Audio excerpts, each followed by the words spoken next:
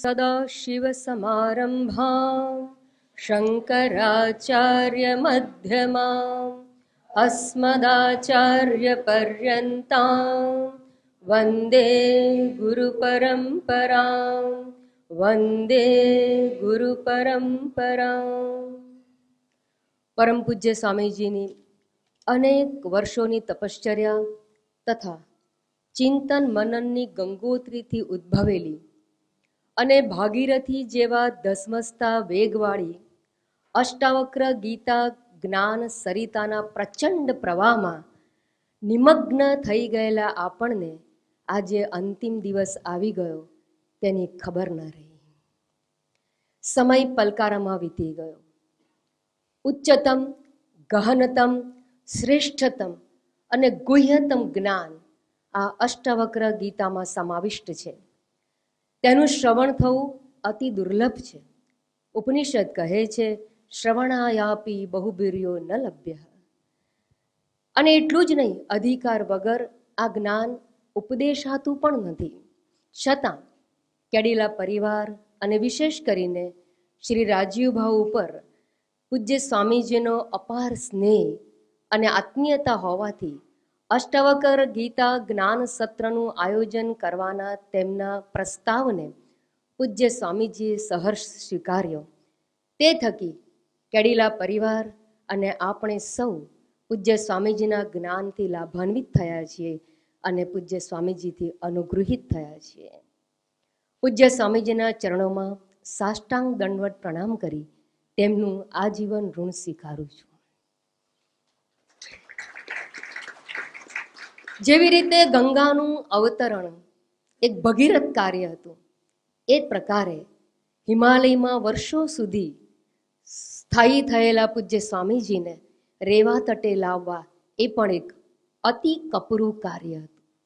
અને આવા અતિ કપરા કાર્યને સહજતાથી, સરળતાથી, સ્નેહસભર આદરપૂર્વક પાર પાડ્યું અમારા સંસ્થાના સ્થાપક ટ્રસ્ટી શ્રી દિનેશભાઈ પંડ્યાએ. આજના પૂર્ણાહુતિ પ્રસંગે શિષ્ટાચારના ભાગરૂપ આભાર વિધિ શ્રી દિનેશભાઈ કરશે. દિનેશ. પુણ્ય સલીલામાં નર્મદાની આ ભરૂચ જિલ્લાની પાવન ભૂમિ અને હાંસોડ જેવા એક નાનકડા કસ્બામાં પ્રગટ થઈ શ્રી ઇન્દુભાઈ અમદાવાદની અંદર અને વિશ્વમાં કેડીલાના નામથી ખ્યાતનામ થયા.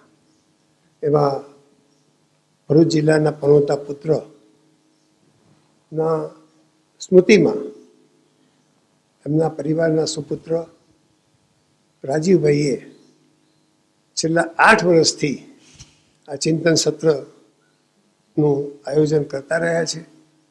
પૂજ્ય સ્વામીજીની એમના પર અસીમ કૃપા રહી છે અને એથી જ આ શક્ય બન્યું છે. આજે આ સમાપનના પ્રસંગે પૂજ્ય સ્વામીજીના ચરણોમાં કોટી કોટી વંદન સાથે આપણે સૌ આશા રાખીએ કે આ પરંપરા યથાવત રહેશે. માતાજીએ કહ્યું તે પ્રમાણે હિમાલયના ઉત્તુંગ શિખરોમાંથી માં ગંગા વહે છે અને સાગરને મળે છે. સ્વામીજી પણ હિમાલયના ઉત્તુંગ શિખરો પર નિવાસ કરતા હતા, કૈલાસમાં. ગુજરાતમાં વખતો વખત આવતા હતા. અમારા સૌની ખૂબ તીવ્ર લાગણી રહેતી હતી, ઈચ્છા રહેતી હતી, પરંતુ કોઈ ધન્ય પડે, ધન્ય ઘડીએ એમની કૃપાનો વરસાદ વરસ્યો અને ગુજરાતમાં સ્થાયી થવાનું સ્વીકાર્યું. અનેક જગ્યાઓનું પરિભ્રમણ કર્યું, સ્થાન જોયા.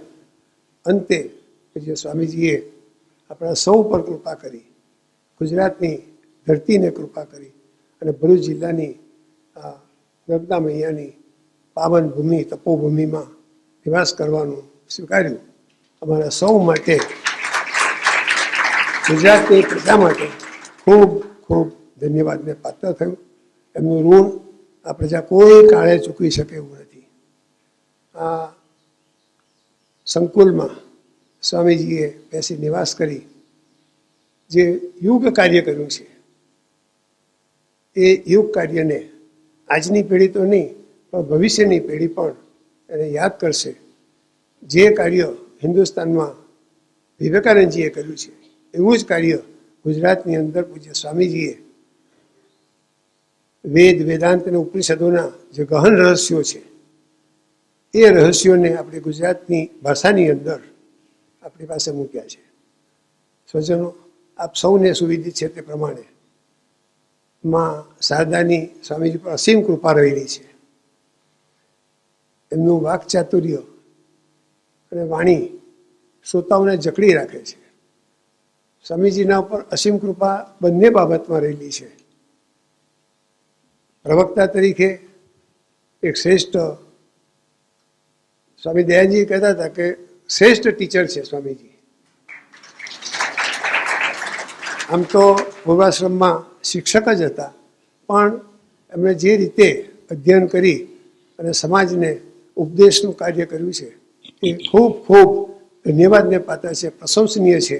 અને આપણા સૌ પર એમનું એટલું બધું ઋણ છે કે કોઈ કાળે આપણે એને અદા કરી શકવાના નથી. અને એ જ રીતે લેખન કાર્યની અંદર પણ શ્રેષ્ઠ સર્વોત્તમ લેખક તરીકે પ્રસ્થાપિત થયા છે. એમના અનેક પુસ્તકો, 42 જેટલા પુસ્તકો આ સંકુલમાં એમણે તૈયાર કર્યા. હજુ પણ બીજા પાઇપલાઇનમાં પડ્યા છે. તો આ પુસ્તકોના માધ્યમથી પણ એમના શ્રેષ્ઠ લેખક તરીકે પણ પ્રસ્થાપિત થયા છે. આવા સ્વામીજીના સાનિધ્યમાં આ 9 વર્ષથી જે ચિંતન સત્ર ચાલે છે, એ ખૂબ ખૂબ આવકાર્ય છે. આપણા સૌને માટે ખૂબ ઉપયોગી છે. માતાજીએ કહ્યું તે પણ ઔપચારિકતામાં તો વાત એટલી જ આપણે કરી શકીએ, અને આભાર તો એમનો માની છીએ કે આ સત્ર દરમિયાન જે લોકોએ સેવા આપી, ખાસ કરીને અમારા ભીમપોળ ગ્રુપના મિત્રો, યુવાન મિત્રો ખૂબ પરિશ્રમ લઈ અને છેલ્લા ઘણા વર્ષોથી આશ્રમનું સેવા કાર્ય સંભાળી રહ્યા છે, અને અમારા સૌની જવાબદારી ખૂબ ઓછી કરી દીધી છે. એ માટે ખૂબ ખૂબ ધન્યવાદને પાત્ર છે. એમના જીવનના શ્રેયના માર્ગે જવા માટેનું એક ઉત્તમ સાધન એમને પ્રાપ્ત થયું છે. કાલે સ્વામીજીએ સમદાનની વાત કરી હતી, તો હંમેશ નિરંતર સમદાન કરતા રહે છે, અને એમના સમકાર્યથી આપણી આશ્રમની આ ભૂમિ પ્રભાવિત થયેલી છે. તો એમના પ્રત્યે પણ આપણે આભારની લાગણી વ્યક્ત કરીએ. ભજન સંધ્યાનું આયોજન કરવામાં આવ્યું. અમારા ખુશુનભાઈ તો અમારા સાથી, સદાના સાથી છે ભરૂચના, અને સ્વામીજીના રચનાઓને સ્વરબદ્ધ કરીને શ્રોતાઓ સુધી પહોંચાડવાનું ભગીરથ કાર્ય એ કરી રહ્યા છે. એમના માટે પણ આભારની લાગણી વ્યક્ત કરી. અને હર હંમેશ એમનું સાથી પણ અમારી સાથે જોડાયેલું રહે, અને સ્વામીજીની રચનાઓને જન સમાજ સુધી પહોંચાડવાને માટે એમનો ભગીરથ કાર્ય કરતા રહે એવી એમને તંદુરસ્ત આયુષ્ય રહે, સ્વાસ્થ્ય પ્રાપ્ત થાય અને આપણી વચ્ચે રહે એવી આપણે પ્રાર્થના કરીએ. એ સિવાય ભાવનગર ગ્રુપ, વડોદરા ગ્રુપના મિત્રોએ પણ આવીને જે ભજન સંધ્યામાં સહયોગ કર્યો તે માટે તેમના પણ આપણે આભારી છીએ. સવિશેષ વર્ચ્યુઅલ માધ્યમથી વિશ્વ સુધી સ્વામીજીના જ્ઞાન યજ્ઞને પહોંચાડવા માટેનું જે સુંદર આયોજન કેડીલા પરિવારે કર્યું તે માટે તેમના પણ આપણે ઋણી છીએ. અને અંતે આપણે વાત કરીએ તો રાજુભાઈને ખૂબ ખૂબ ધન્યવાદ આપવા જોઈએ કે પોતાના માતા પિતા પ્રત્યેનું જે ઋણ છે એ સમાજને ઉપયોગી બને એ રીતે એમણે આ ચિંતન સત્રનું આયોજન પ્રતિવર્ષ કરતા રહે છે. અમદાવાદમાં જે ચિંતન સત્રો થયા એ ઐતિહાસિક બની ગયા છે, અદ્ભુત રહ્યા છે. કોરોના પરિસ્થિતિને કારણે છેલ્લા 2 વર્ષથી આપણે આ સંકુલમાં ચિંતન સત્ર થઈ રહ્યું છે, પણ એ ખૂબ ખૂબ આવકાર્ય છે. અને પરમાત્મા એમને ખૂબ ખૂબ તંદુરસ્ત આયુષ્ય આપે, એમનું શ્રેયના માર્ગે પ્રસ્થાન થાય, અને પૂજ્ય સ્વામીજીની અસીમ કૃપા એમના પર રહેલી છે. એટલે આપણને વિશ્વાસ છે કે આ પરંપરા એ જાળવશે અને આપણા સૌને હંમેશા સમાજને ઉપયોગી બનતા રહેશે. અંતમાં ખૂબ વાતો ન કરતા જે સ્વામીજીને આપણે સાંભળીએ. આજે છેલ્લો દિવસ છે. કરબદ્ધ પ્રાર્થના સાથે એમના ચરણોમાં વિનંતી કરીએ કે આજના જ્ઞાન સત્રને સમાપનના અંતિમ ચરણમાં લઈ જઈ અને આપણને એવો બોધ આપે. સ્વામીજીએ આ રનવે તૈયાર કર્યો છે. આમ તો જોઈએ તો આપણે બધાએ ઉદ્દાન કરવાનું છે. આપણામાં જેટલી શક્તિ હોય, જે આપણે ગ્રહણ કરી શકીએ એટલું કરી અને આપણા જીવનને સાર્થક કરીએ. એ જ પ્રાર્થના સાથે કોઈ જે સ્વામીજીના તંદુરસ્ત આયુષ્ય રહે, એમના પર ઈશ્વરના અનરાધાર આશીર્વાદ વરસતા રહે, એવી અભ્યર્થના સાથે મારી વાણીને વિરામ આપું. હરિ ઓમ તત્સત.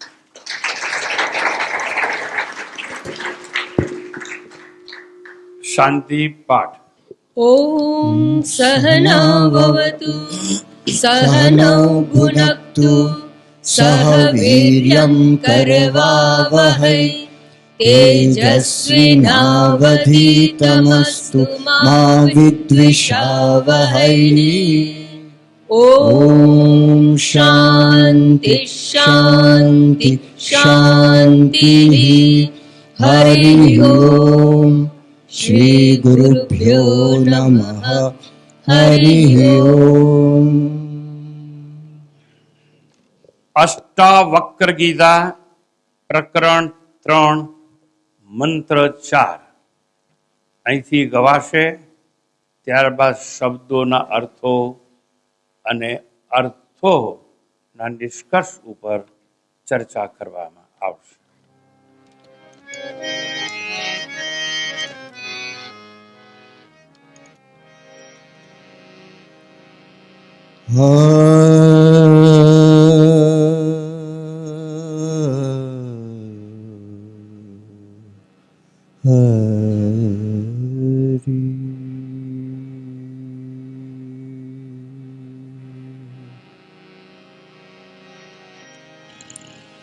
શ્રુત્વાપી શુદ્ધ ચૈતન્યમ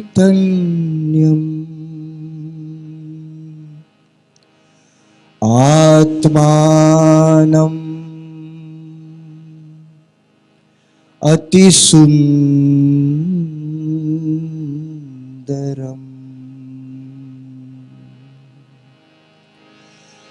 શ્રુત્વાપી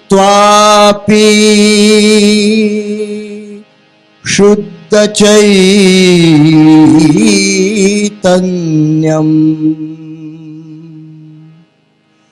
આત્માનમ અતિસુંદરમ.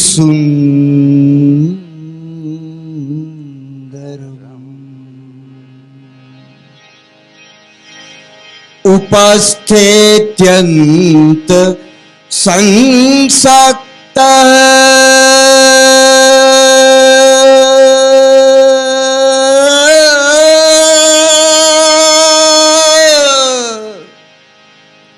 સંસક્ત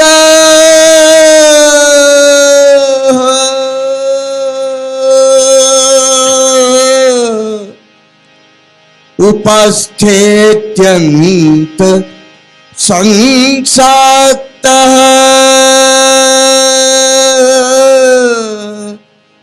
માલિન્યમ અધિગચ્છતિ.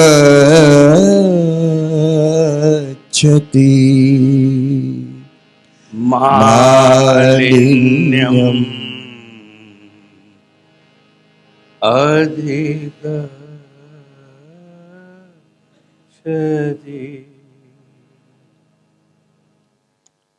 માલિન્યમ અધિગચ્છતિ. સૌને સુવિદિત છે કે સદગુરુ શિષ્યની સુધારણા માટે, શિષ્યની ઉન્નતિ માટે કુંભાર થઈને કુંભ માટીનો કુંભ ઘડો એને ટપલા મારે. પણ જેમ કબીર કહે છે, અંદર હાથ સહાર દેત और बाहर मारे चोट. સ્નેહનો, પ્રેમનો, સદગુરુનો હાથ ગળાની અંદર હોય છે. અને પછી એ બાથી ટપલા મારી મારી મારી અને ઘડાને સુંદર આકાર આપે છે. એ ટપલા એટલે આક્ષેપો. સદગુરુ શિષ્યની પરીક્ષા લે છે,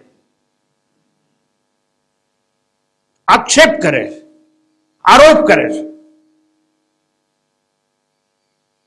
અને જોવાનો પ્રયત્ન કરે છે શિષ્ય પ્રતિક્રિયા કેવી કરે છે. પહેલા તો પ્રતિક્રિયા કરે છે કે નહીં, અને કરતો હોય તો કેવી પ્રતિક્રિયા કરે. શિષ્ય છંછેડાઈ જાય છે નિંદા સાંભળીને કે સદગુરુનો મંત્રાભિષેક સમજીને એમાં સ્નાન કરે છે. એ શિષ્યની પરિપક્વતા ઉપર આધાર રાખે છે. કનિષ્ઠ શિષ્ય છે, મંદાધિકારી શિષ્ય છે, મધ્યમ શિષ્ય છે કે ઉત્તમ અધિકારી છે. ઉત્તમ અધિકારી કોઈ પ્રતિક્રિયા કરતો નથી. અને આપણે બહુ ચર્ચા કરી ગયા કે બે જાતની પ્રતિક્રિયા હોય. સદગુરુના આક્ષેપો, આરોપો સહન ન થતા અને સાંભળવાના હોય તો ગુરુને છોડીને ચાલ્યા જવું, એક પ્રતિક્રિયા. અને બીજી, જવું ક્યાંય નહીં પણ ત્યાં ને ત્યાં રહી અને ધીરે ધીરે સદગુરુને છંછેડતા રહેવું, એનું કઈ માનવું નહીં, એ કે એનાથી વિરુદ્ધ દિશામાં કામ કરવું. શિષ્યના પ્રકારો અને પ્રતિક્રિયાના પ્રકારો, આવું બધું જોવું છે અષ્ટાવક્રને. એટલે જનક ઉપર આજે આકરા આરોપ કરવામાં આવે અને કે છે આત્માનમ શુદ્ધ ચૈતન્યમ. હે જનક, આત્મા તો શુદ્ધ ચૈતન્ય રૂપ છે. આત્મામાં કોઈ અશુદ્ધિ નથી. આત્મા જળ નથી, ચેતન છે, ચૈતન્યનો મહાસાગર છે. Ocean of consciousness or awareness. એવા સદગુરુ આક્ષેપ મૂકે છે, આરોપ કરે. પ્રતિક્રિયા જાણવા માટે, એના અધિકારનું શોધન કરવા માટે. થોડા દિવસ પહેલા હું અહીં જતો તો, ચાલતો સડક પર એક નાનો બાળક આવીને મને કહે છે મારે તમારા શિષ્ય થવું છે. એ બિચારા બાળકને શું ખબર કે શિષ્ય થવા માટે શું કરવું પડે. એને શું ખબર કે વિવેક એટલે શું ને વૈરાગ એટલે શું. અહીંયા અમે ગમે તેવા રાખતા નથી. એક તો 30 વર્ષની ઉંમર હોવી જોઈએ, એટલે સામાન્ય રીતે એમ અનુમાન થાય કે પરિપક્વ છે. પછી અનમેરિડ હોવો જોઈએ, એટલે ખ્યાલ આવે કે થોડા વૈરાગ્ય જેવું કંઈક છે. પણ એટલું પૂરતું નથી, ગ્રેજ્યુએટ હોવું જોઈએ, ત્યારે અહીં પ્રવેશ મળે. અમારા સ્વામીજી ઇલેક્ટ્રોનિક એન્જિનિયર, માતાજી છે MSc MS, મેદાનંદજી છે એ MSW છે. મારી વાત તો જવા દો, એક કડિયા બગડવું કરી અને આવી ગયો.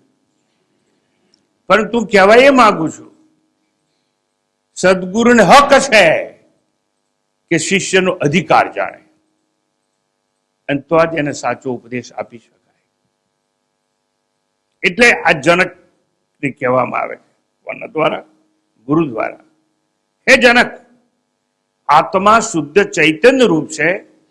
આત્મા અતિ સુંદર છે, એનાથી વધારે સુંદર જગતમાં કઈ નથી. સત્યમ શિવમ સુંદર. એવો આત્મા છે ને, એ આત્મા શંકરનું રૂપ ધારણ કરે છે. આત્મા સ્વરૂપ કહેવાય,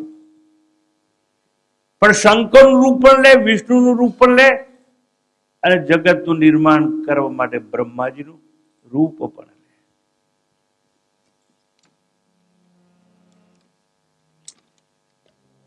આ રૂપ લે કોણ? ઈશ્વર. ઈશ્વર કોણ? જેને ટેકનિકલ ભાષામાં, વેદાંતની ટેકનિકલ ટર્મિનોલોજીમાં અભિન્ન નિમિત્ત ઉપાદાન કારણ કહેવામાં આવે છે. He is efficient and material cause for entire creation. એવો ઈશ્વર આંખે દેખાતો નથી,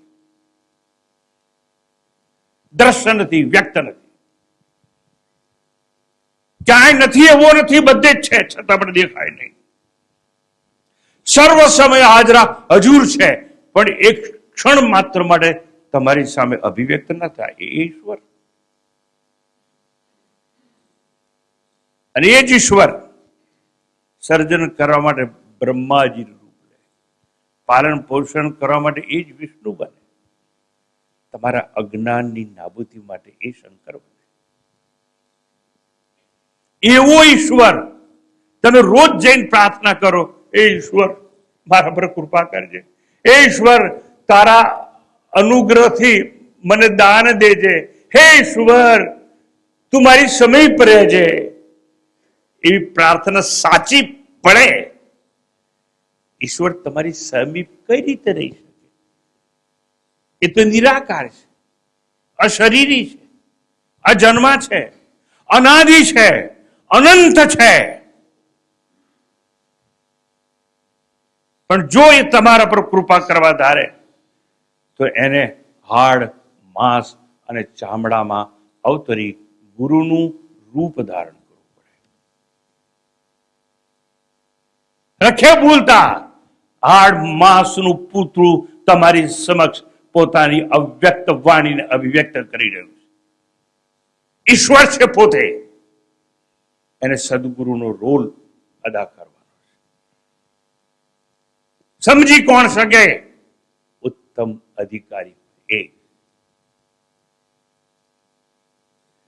જેમ દીકરાઓ મા બાપને છોડીને નાસી જતા હોય, એમ શિષ્યો ગુરુને છોડીને દૂર સુદૂર ચાલ્યા જતા હોય છે. પણ એ લોકોને ખબર નથી કે ગુરુથી નાસીને ક્યાંય જવાની, કારણ કે ગુરુ તો હૃદયની ભીતર છે. ઈશ્વર સર્વભૂતાનામ હૃદય અતિષ્ઠતિ.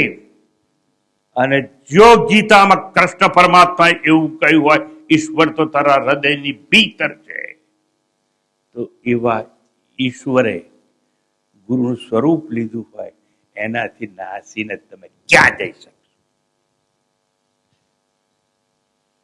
એવો સદગુરુ આજે વાત કરે છે, અષ્ટાવક્રના રૂપમાં, અને જનકની પરીક્ષા લે. જો જનક તને ખબર હોય, શુદ્ધ ચૈતન્યમ અતિ સુંદરમ આત્માનમ, આવું જો જનક તને ખબર હોય, શ્રુત્વ આપી અને આવું તે ક્યાંકથી પણ જો સાંભળ્યું હોય, છતાં પણ ઉપસ્થે અત્યંત સંસક્ત, ઉપસ્થે જનનેન્દ્રિય, છતાં પણ આત્મા આટલો સુંદર છે એવું જાણવા છતાં ઉપસ્થ ઇન્દ્રિયોના વિષયોમાં તું આસક્ત છે. કેટલો મોટો આરોપ! તારે ભોગમાં જ રસ છે. સંતતિ પેદા કરનાર જનનેન્દ્રિયમાં તને રસ છે. બહુ મોટો આરોપ. પણ સદગુરુ મૂકી શકે શિષ્યની ચકાસણી માટે. સામાન્ય માણસ પરીક્ષા લે ને એ સીધી સાદી હોય. સદગુરુ એટલે કે ઈશ્વર જો પરીક્ષા લેવાનું ધારે તો સહેલા સવાલ પૂછાય નહીં, આઉટ ઓફ કોર્સ હોય એવા પણ પૂછાય નહીં. અષ્ટાવક્ર કે છે, ઉપસ્થે અત્યંત સંસક્ત, જનેન્દ્રિયોના વિષયમાં જે કોઈ અત્યંત આસક્ત બને છે, આવો શિષ્ય માલિન્યમ અધિગચ્છતિ, માત્ર મલિનતાને પ્રાપ્ત થાય છે. કોણ કહે છે? અષ્ટાવક્ર. કોણ કહે છે? સદગુરુ. સદગુરુ કોણ બોલાવે છે? ઈશ્વર. આ સમાજને ઈશ્વર શું છે એ ખબર નથી, અને અને ગુરુ ક્યાંથી પેદા થયો છે એ પણ ખબર નથી. અષ્ટાવક્ર આક્ષેપ મૂકે છે શિષ્ય જનકની પરીક્ષા ઉપર. આક્ષેપ આરોપ ઉપર આપો પ્રશ્નોની ઝડી વરસાવે છે અને એના પ્રશ્નોમાં છે ને શ્રુતિનો સંદેશ, એ ઉપનિષદના વાક્યો છે, જનકના ઉપદેશમાં, આક્ષેપમાં. તમે અહીં પ્રવેશ કર્યો છે ત્યારે એક બોર્ડ વાંચ્યું છે, પગથિયા ઉપર છે, સ્ત્રીઓ માટે લખેલું, કીર્તિ શ્રીવાચ નારીણામ સ્મૃતિ મેધા ધૃતિ ક્ષમા. આ સ્ત્રીમાં જે બધા ગુણ છે ને, સ્ત્રીમાં જે સૌંદર્ય છે ને, એ બધું કૃષ્ણ કહે છે મારું છે.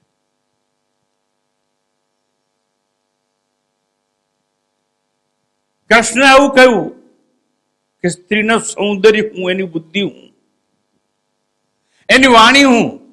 એવું કોઈએ કહ્યું હોય એક બીજો છે જેને દેવ નથી કહેવાતું, મહાદેવ કહેવાય, અને એક કૈલાસવાસી શંકર છે. એવો એક દેવતા છે 33 કરોડમાંથી કે જેણે કહ્યું કે હું અર્ધનારી નટેશ્વર, મારું અડધું શરીર સ્ત્રીનું છે અને અડધું મારું શરીર પુરુષનું. એટલા માટે શંકરની પૂજા થાય છે. 28મી શિવરાત્રી આવશે, આપણે ત્યાં પણ છે. કેમ એને મહાદેવ કહ્યું? સમુદ્ર જ્યારે મંથન થયું ત્યારે આ ધરતી રસાતાપ ન થઈ જાય માટે અમૃત પછી નીકળ્યું, હળાહળ ઝેર નીકળ્યું, અને ભગવાન શંકર સૌને બચાવવા માટે હળાહળ ઝેર પી ગયા, અને એ ઝેર અહીં સુધી આવીને અટકી ગયું, એટલે ગળું એનું લીલું થઈ ગયું, એટલે નીલકંઠ પોતે કહેવાય. સૃષ્ટિના બચાવ માટે હળાહળ પોતે પી ગયા.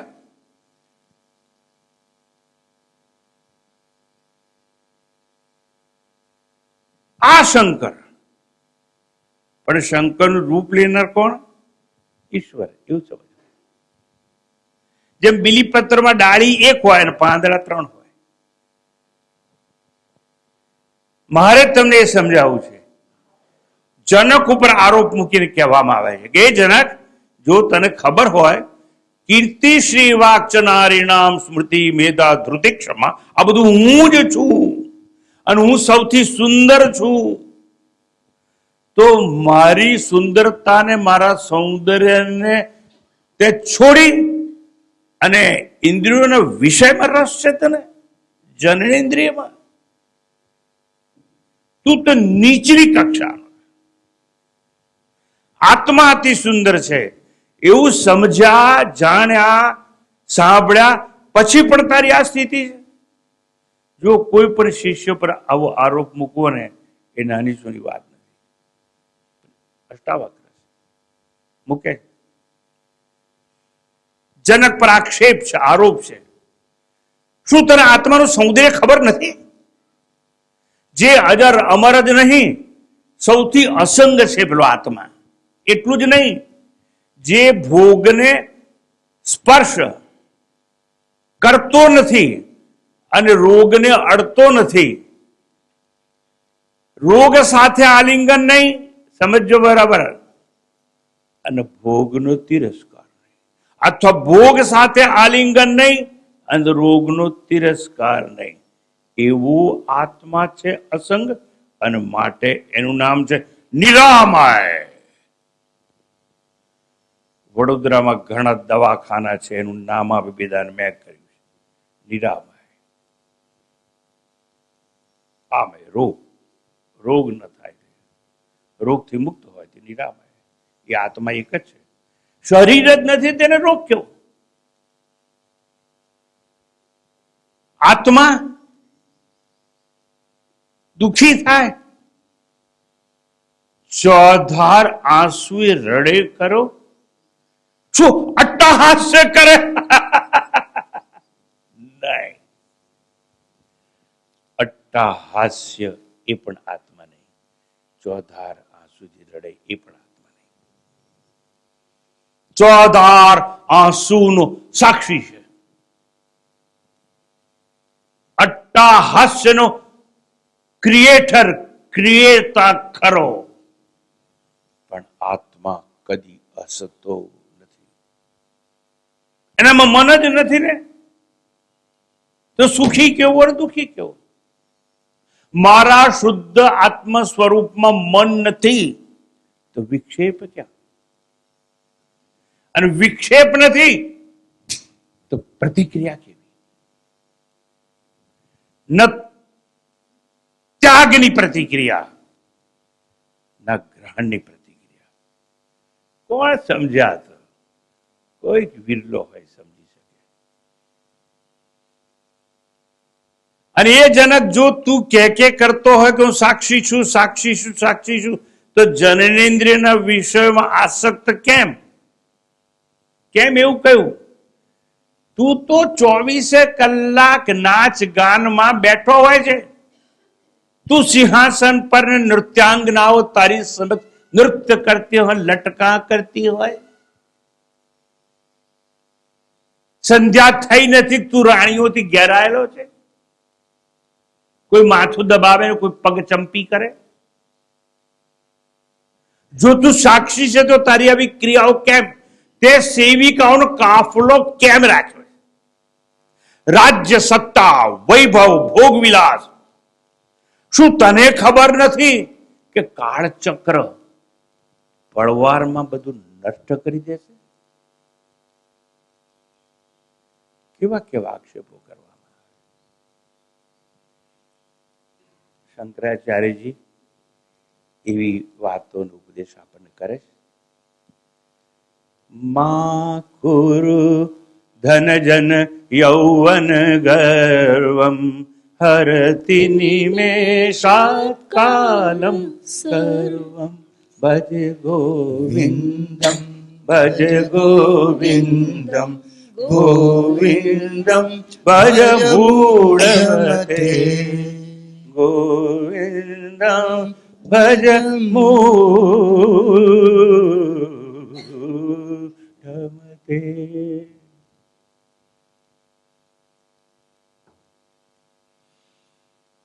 નહીં ગમે એવી વાત છે. શંકરાચાર્યની અષ્ટાવક્ર જેવી વાણી છે. નારી સ્તન ભર નાભિનિવેશમ મિથ્યા માયા મોહ વેશમ એતન્માસ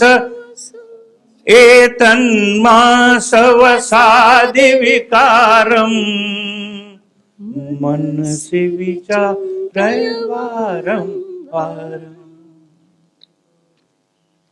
हे पुरुष, तुझे पता नहीं है स्त्रियों के स्तन के अंदर तू आसक्त है? यहां पर तो डॉक्टर बैठे हैं, उनको ज्यादा पता है. दर्दी जाता है, कंप्लेन करता है, क्या हुआ है? हाँ, तेरे पैर में कुछ सूजन आ गई है, उसमें पस भी है, वो फूल गया है, उसको एब्सेस कहा जाता है. शंकराचार्य जी ने कहा जो नारी के स्तन है ने, it is nothing but abscess. गुंबड़ू છે, ગુંબડું. એ ગુંબડામાં લોહી છે, પરુ છે, પસ છે, દૂધ છે. એમાં તું આસક્ત છે. અને એક બાજુ કહે છે કે હું સાક્ષી છું. એતન માંસ વસાદી વિકાર. માંસ હોય ને, પડ્યું પડ્યું સડી જાય, પછી મોટું થઈને ફૂલી જાય, એમ નારી સ્તન ફૂલેલા છે. એમાં તું આસક્ત છે જનક. અને એક બાજુ કહે છે કે હું જ્ઞાની છું. એતન માંસ વસાદી વિકારમ મન સે વિચાર વારંવાર. એ મનથી વિચાર તો કર. તું જેને આલિંગન કરે છે એ આંખોમાં પિયા છે, એ કાનમાં પરુ છે, એના મોઢામાં થૂંક છે, એના શરીરમાં મૂત્ર છે, મળ છે. આ ગટરને આલિંગન કરી અને તું સુખ શોધે છે.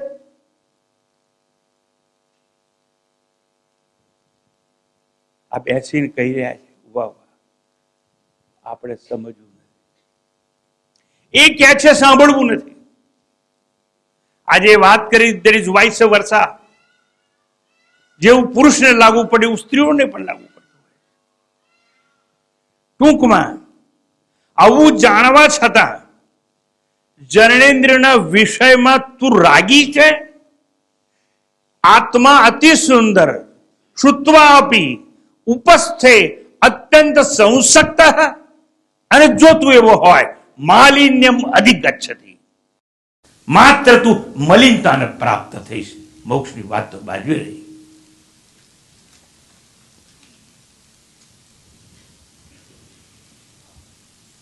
અષ્ટાવક્ર સદગુરુ છે, આક્ષેપોની કોઈ કમી છોડતા નથી. આપણને સૌથી વધારે પ્રિય કોણ છે? આમણે તો કીધું કે આત્મા અતિ સુંદર છે, પણ એથી કરીને તમને એ આત્મામાં પ્રેમ જાગ્યો છે? સામે જાગ્યો તો ખરો, એટલે 8 દિવસ સુધી પ્રવચન માટે આવ્યા હતા, પણ હવે છેલ્લા 2 દિવસ એમ થયું કોકનું લગ્ન છે, હેડો ને આ બધું સાંભળ્યા જતા રહીએ બેન.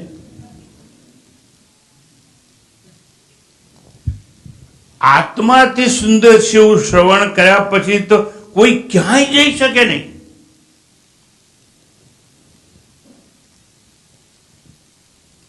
અત્રે સૌથી વધારેમાં વધારે આપણને કોઈને આપણ માટે જો પ્રેમ હોય તો કોઈ માટે નહીં, આપણા આત્મા માટે જ હોય. અને એટલા માટે ઉપનિષદોએ અદ્ભુત સંદેશો આપણને આપ્યો છે. તત એતત પ્રેય પુત્રાત પ્રેય વિત્તાત પ્રેય અન્યસ્માત સર્વસ્માત અનંતરમ યત અયમ આત્મા. આત્મ તત્વ સૌથી બધાને વધારે પ્રિય છે. અરે હોય, મને તો મારો છોકરો પ્રિય છે, હું કુરબાન થઈ જઉં મારા છોકરા માટે.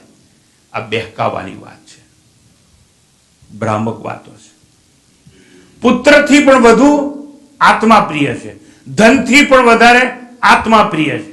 બાકી બધાથી વધુ પ્રિય હોય તો એ આત્મા છે.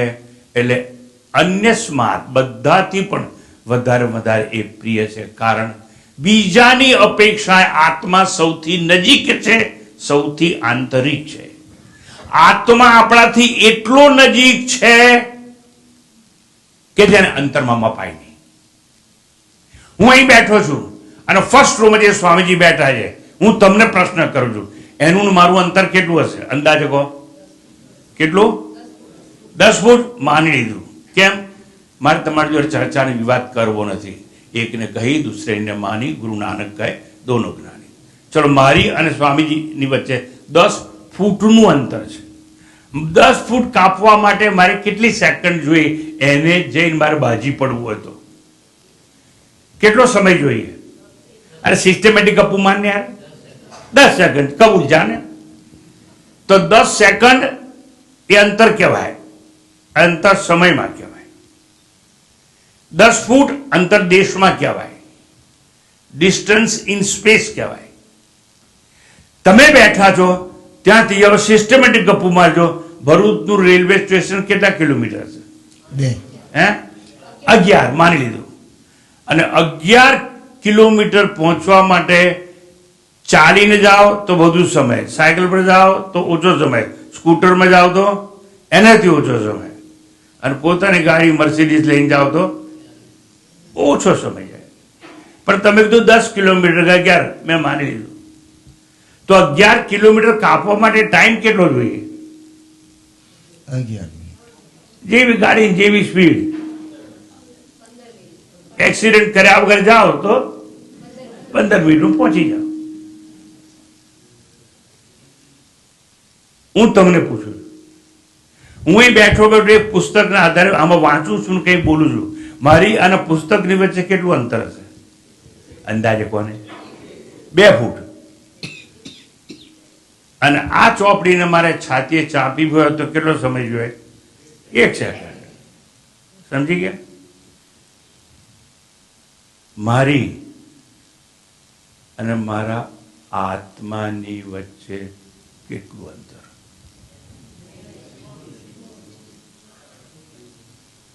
કેટલા ફૂટનું? નો ડિસ્ટન્સ. તમે કહો છો જો અંતર જ નથી, સાંભળજો, દેશ અને કાળમાં, તો હું મારા આત્મા સુધી પહોંચી કઈ રીતે શકું? કઈ રીતે પહોંચી શકું? માત્ર જાણીને. એ આત્મા હું છું. કેવું? સત્યમ શિવમ સુંદરમ, અતિ સુંદરમ.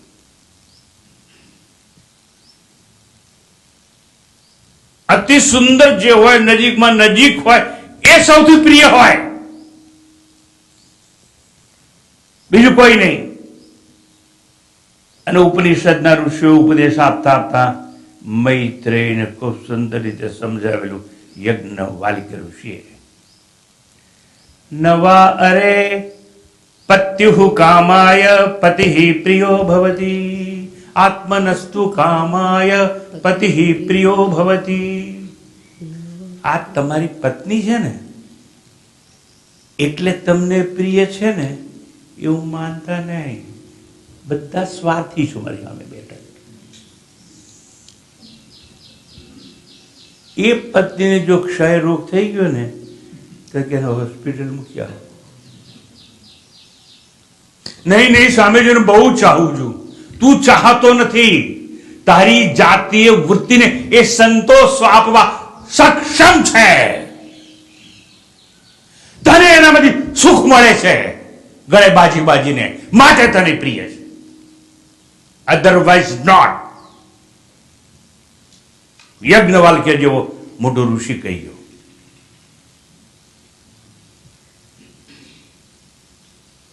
એ તમને એમ કહી દે એક દિવસ, જે રૂમ મને મળ્યો છે એમાં જ હું સૂઈ જઈશ, તમારે મારી રૂમમાં આવવાનું નહીં. તમે ધનવાન છો, નોકરને કહેજો ખાવાની થાળી મૂકી જાય. તમે ધનવાન છો, એ ગાડી આલજો, ડ્રાઈવરને લઈને હું ફરવા જઈશ. અને ડ્રાઈવરને લઈને ક્યારે જઈશ, કેટલી વાર ઇન્જોર રહીશ, you are not suppose to ask me anything. તો એ સ્ત્રી તમને પ્રિય હશે, કારણ કે એ તમને ગમે નહીં. મારા આત્માને ગમે નહીં, એ મને પ્રિય ના હોય. આત્મનસ્તુ કામાય પતિ પ્રિયો ભવતી. નવા અરે જાયાય કામાય જાયા પ્રિયા ભવતી. જાય એટલે પત્ની. આ પત્ની તમને એટલે પ્રિય છે કે એનામાંથી તમને સુખ મળે છે. આત્મનસ્તુ કામાય જાયા પ્રિયા ભવતી. એ સ્ત્રીમાંથી તમને સુખ ના મળતું હોત તો તમે ડાયવોર્સ આપી દીધા હોત.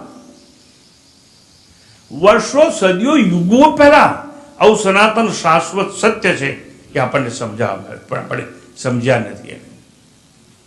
નવા અરે સર્વસ્ય કામાય સર્વમ પ્રિયમ ભવતી, આત્મનસ્તુ કામાય સર્વમ પ્રિયમ ભવતી.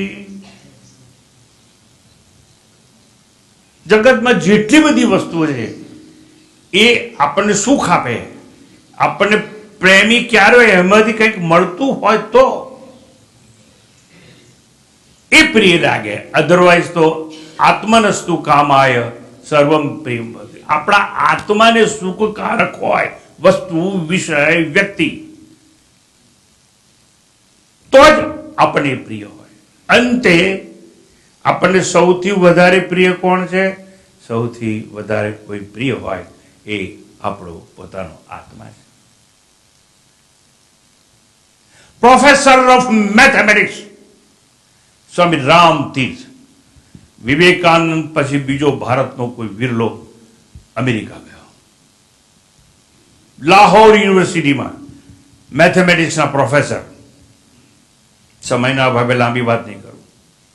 મોટા મોટા નખ રાખતા હતા અને છાતીમાં જે લોહી કાઢતા હતા, હનુમાન જેમ. દેખો રામ મેરે અંદર હૈ, રામ મેરે. પછી સમજાય નહીં. સત્ય વિવેકાનંદને મળ્યા, આદિ શંકરાચાર્યને મળ્યા. ધીરે ધીરે ઉપનિષદોનું વાંચવાનું કહેવામાં આવ્યું. અને પછી પછી આ શાસ્ત્રો સમજતા થયા. અમેરિકામાં જ્યાં રહેતા હતા, ઘરની બહાર નીકળ્યા, આમ જોઈ કરીને ગ્લેમર પાછા आया, कुछ नहीं खरीदा, क्या देखा, समय तो बहुत लिया था आपने. एना मोहम्मद शब्दों निकल गए, बर बाजार से गुजरा मगर खरीददार न था. बर बाजार से गुजरा, मैं न आसक्त था कोई विषय में, ना कोई व्यक्ति में, ना कोई वस्तु में. मुझे किसी ने आकर्षित नहीं किया. वो जड़ पदार्थ हैं, नाशवान थे. मैं क्या लूं, क्या खरीदूं. भर बाजार से गुजरा मगर खरीदार न था. घूमने की आदत थी. दूसरे दिन प्रातः काल में घूमने निकले हैं. घूमते घूमते जगह में आते, खूब भीड़ इकट्ठी हुई थी और धुआं निकल रहा था. एक मकान में आग लग गई थी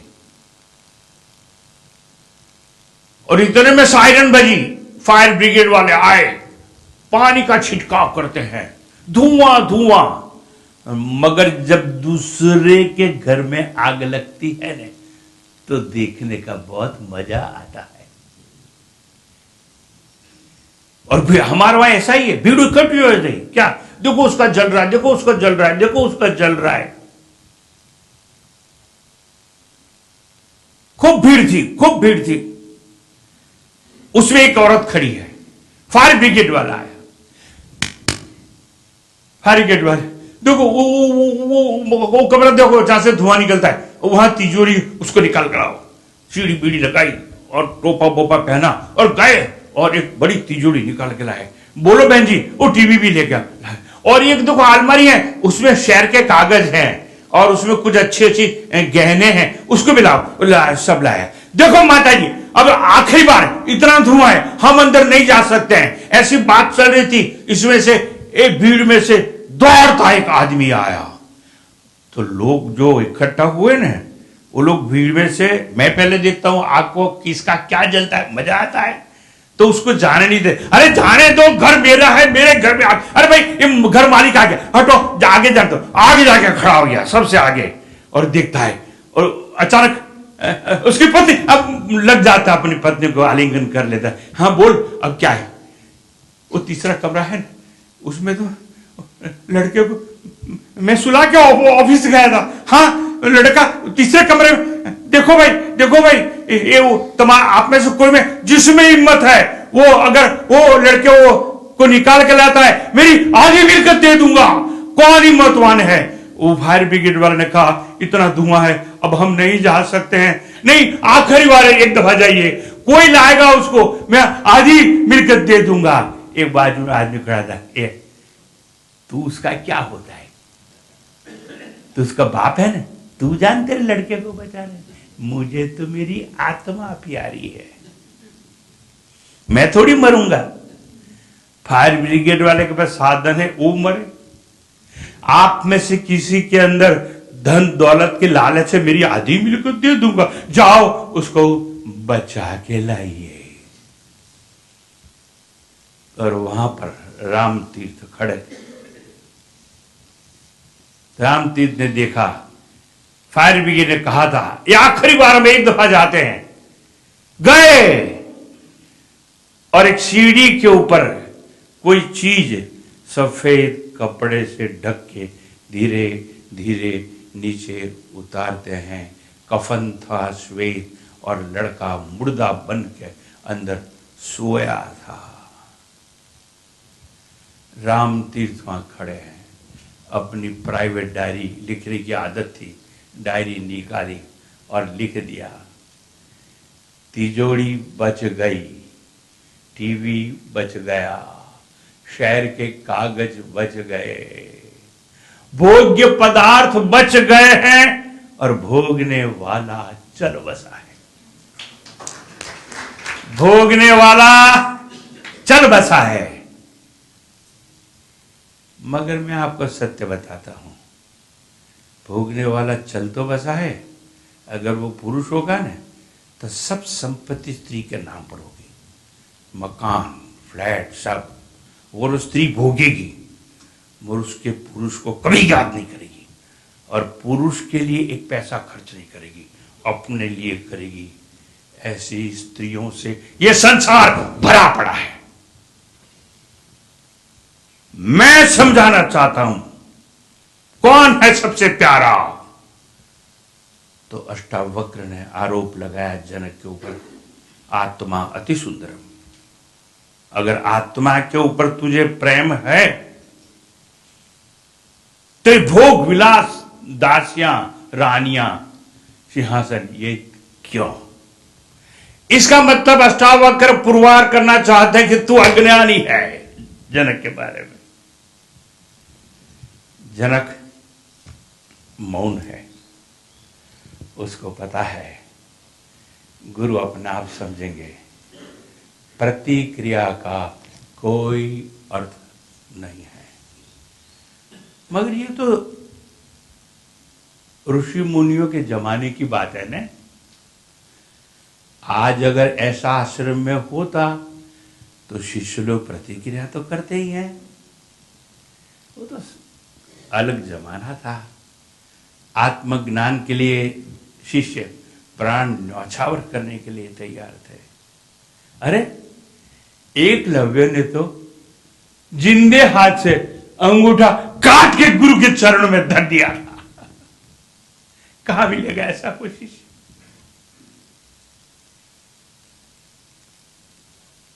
परीक्षा चल रही है।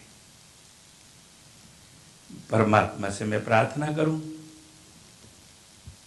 कि हमारे शिष्यों की, ये जमाने के भक्तों की कोई अष्टावक्र जैसा गुरु आके परीक्षा न लें, क्योंकि वो टूटे हुए तो हैं मगर खत्म भस्म हो जाएंगे। वो था जनक, उसने क्या क्या उत्तर दिए, उसके लिए पूरी अष्टावक्र का श्रवण करना चाहिए। परमात्मा आप सबको ऐसी संपत्ति दे। मैं कैसी संपत्ति कहता हूं? अभी जो आपके पास है ना, वो छूटने वाली। मैं वो संपत्ति परमात्मा आपको दे, ऐसी प्रार्थना करता हूं आज परमात्मा को कि जो संपत्ति आप ऊपर ले जा सकते हो, ऊपर काम आने वाली संपत्ति है, वो संपत्ति से आपका श्रृंगार करे परमात्मा, ताकि शरीर छोड़ने से पहले वो संपत्ति को लेके ऊपर जा सके और वहां पर देवताओं की लाइन खड़ी हो और वो आपका सत्कार करे। ऐसी परमात्मा से प्रार्थना करके मेरी वाणी को मैं विराम देता हूं। ॐ पूर्णमदः पूर्णमिदं पूर्णात् पूर्णमुदच्यते पूर्णस्य पूर्णमादाय पूर्णमेवावशिष्यते। ॐ शान्ति शान्ति शान्तिः। हरिः ॐ। श्री गुरुभ्यो नमः। हरिः ॐ। एक और प्रार्थना परमात्मा के पास, आप सब निर्विघ्न अपने धाम पहुंच सके, ऐसी शक्ति भी परमात्मा आपको दे। हरि ओम।